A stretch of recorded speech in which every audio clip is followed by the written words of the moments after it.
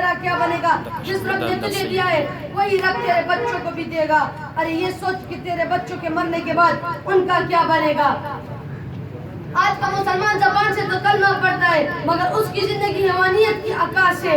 آج کل تمام مسلمان ہماری بربریت کا شکار ہے.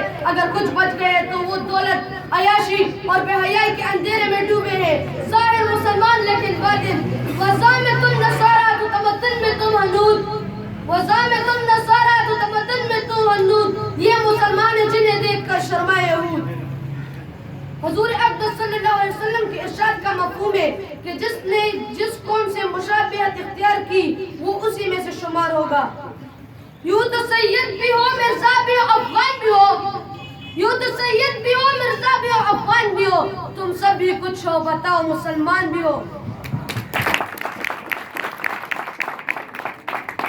فرقہ بندی ہے کئی اور کئی ذاتیں ہیں.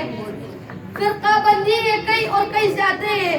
کیا زمانے میں پہنچے کہ پنپنے کی یہی باتیں ہیں. آج کا مسلمان کفر میں ڈوبا اور ٹیکنالوجی کے دجال کے پیچھے دوڑ رہا ہے. والسلام.